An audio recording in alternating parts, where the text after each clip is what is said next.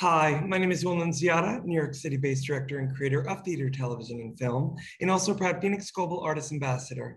Today, I am thrilled to be speaking with artist, songwriter, SMIZ the Moneykid. For more on SMIZ, you can read more about him right below this video, but in the meantime, here is a sneak peek at the incredible talent of SMIZ the Moneykid.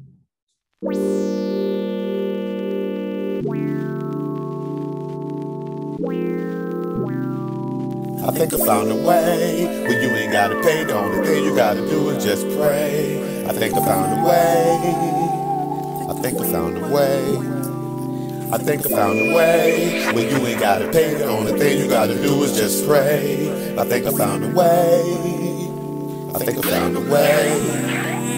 I think I found a way. Them OGs try to tell you pull your pants up. It's hard to do it when your hands in those handcuffs. To violate your rights with your hands up. They might stick a knife in your side. They used the nightstick on the Weimer, and the cops who did it, they're riding around in the Beamer. With no respect for black life. Say you can live if you act right. But I'm a militant, a Brownsville criminal. This black say mafia, bring it back to the original. And I ain't talking those subliminals, I'm talking black African pride, the aboriginals. And I ain't talking those subliminals, I'm talking black African pride, the black originals. I know black is just a color, but it's for contacts, and when you're from, you figure it out. Well, good morning, SMIZ the Moneykid. How are you? Salute. I'm good. Peace and power. I'm enjoying. I'm down south, so today is like the second day of school for the kids, so it's interesting around here now. You are summer's over fast. You are up early, my friend, for the kids. Yes, sir. Yes, sir. You are also getting ready for a big show at the Delancey in New York. Yes. Before we get into that, SMIZ, I want to know, where did you grow up, and when did you realize that you had an artistic ability?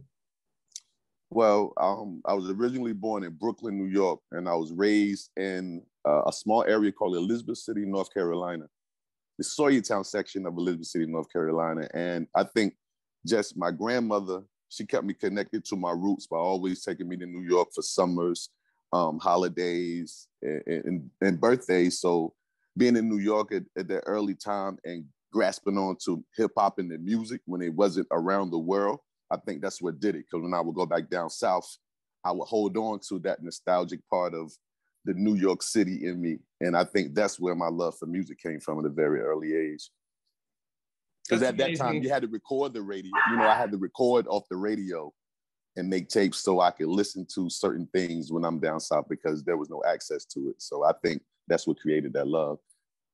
I love it. Well, my dogs are barking over here, so if you hear them, they're excited, SMIZ, because they couldn't agree more. They love music over here, and I've been playing your stuff all morning. And SMIZ, I want to know, in addition to just being a songwriter, you're more than that.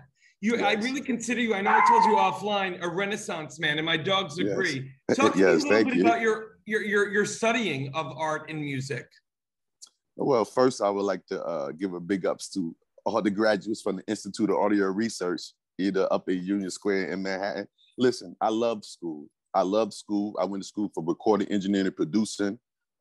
They taught us how to build microphones. They taught us how to build speakers. I had circuit construction workshop classes. I had ear training courses where they teach you how to listen because as an engineer, that's your tools. I had music business production where we studied contracts. I know how to write contracts. I know how to read them. So while some people may need a lawyer, I understand the purpose of a lawyer, but I do understand the jargon so that if I do go to a lawyer, it's just to make sure I know what I'm saying, but I always try to make sure I understand the language so that I know they're not getting over on me. So, you know, school was, I wish I could have went to school every day. I just loved it, being able to be around people who woke up thinking music, doing music, and most of the teachers worked within the industry. They either ran studios or had bands. So, you know, it was more than just teacher-student. It was like a school of jam sessions to me. So I loved it. I loved it. SMIZ, what I love so much about you as well, and all these young artists looking at you, is the fact that you have a well-rounded knowledge of show business. In that I always remind kids coming up, yes, the show part, the music, it's all good. but the business part, to make sure that you know how and what money is getting into your pocket. And I love that, SMIZ. You're basically saying, yeah, you go to a lawyer, but you know what? It's for a second eye. You've already done the read through. And I think it's really important for the kids to know. Yes, it's all about, and what I learned is that it's about jargon. That's what school taught me, about the language of contracts and agreements. And I'm the type that I would go get an encyclopedia. I go get a book. I love to study. So if I didn't know something, I go look it up, understand it. And then when I go to meetings, at least I would know if someone's trying to get over on me, or, you know, I'm not feeling under pressure. Because even now, when I go get a rental car and I'm signing, they say, hey, was there a problem? Like, no, I'm reading. I want to know what I'm signing, what I'm going to be entitled to, or what's going to happen because of my signature. So I love it. Thank you. What I also really love, though, is the fact that you're protecting your art and you're protecting your worth. Yes, because these things can be passed off. I don't have kids at the moment, but I do have a niece that's 5 months old. And I was just telling my sister to say, look, I mean, we're not promised tomorrow. So when I'm not here, listen, here are the passwords to my accounts. Here's the passwords to my debit cards. Listen, I'm creating things that is money. I'm independent, and all the money is original. I have over 300 plus songs indexed with ASCAP. So it's like, I know that when I'm not here, somebody can continue to receive these residuals. So why not focus on that now, teaching people that now, so that when you don't have to wait until you're not here and, you know, you didn't, because you can will the copyrights and the publishing, but no one knows when they're going to die. And no one wants to sit down and create a will at a young age. So it's like, now let me educate my people so that who knows, I might not wake up, but if I don't, I know that someone is still benefiting from what I created. So yeah, and the legacy of SMIZ the MoneyKid. I mean, look at my dogs over here. They never bark like this during an interview. They are getting the SMIZ the MoneyKid TED Talk. And I am telling you, my friend, you need to be giving classes and lectures and YouTube videos. One of my two dogs is like, amen, SMIZ.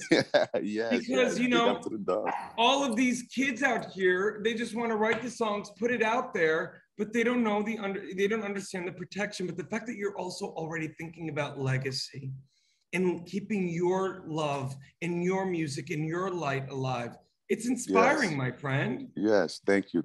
Most artists, they didn't know they were songwriters. I think they just thought they were singers and performers and rappers. They didn't realize that, you know, SMIZ the MoneyKid is the artist, but LaVon is who writes for SMIZ the MoneyKid. And I understand that when I'm having meetings, they don't want to meet with SMIZ the MoneyKid. They want to meet with LaVon, which is the man who I am, which is weird, but I understand how the dynamics. So I love it. Well, listen, SMIZ, I apologize for my dogs this morning. No, thank you to the dogs. They are freaking making music with you this morning. God bless America. But listen, for our audience, Vincent, be quiet. For our audience today, I am so grateful for your time today. And for more on SMIZ, please read more about him right below this video. SMIZ, thank you so much for sharing your light about your art, about the power of being in control of the business of what it is to be an artist.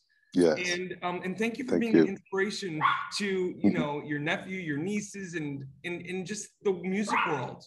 Yes, thank you. Thank you for having me, giving me the platform. And any chance I could get, I wish when I was growing up, I heard the artists I love say these things, because maybe, you know, I would have been more encouraged. It's just for me, I was dealing with producers who had Pro Tools who didn't know how to work it. So while I would record, it would be a good recording, but the mix would be bad. And I'm like, there has to be somewhere I can learn Pro Tools. And when I researched, I found the Institute of Audio Research, and I found out that not only do they teach you Pro Tools, but they teach you the business. And that's where I fell in love with music again. So thank you for this, giving me the opportunity to share that. Yes, and I'm gonna look into the education, because to educate people doesn't take away from me and my craft. If anything, it broadens it and expands it. So thank you too for even inviting me up here to speak on it. In the digital age, artists and bands struggle to make a living. In fact, only a small number of artists can live off their craft. For the 98% of artists that don't have the luxury of being signed to a label, it's tough. But artists deserve to live off their art. Wherever you are around the world, appreciation of music does not change. FENIX brings bands and their fans together, whilst allowing bands to properly monetize their passion. The FENIX app will directly connect bands and fans with no need for middlemen. We're utilizing the blockchain to give the power back to the artist once and for all.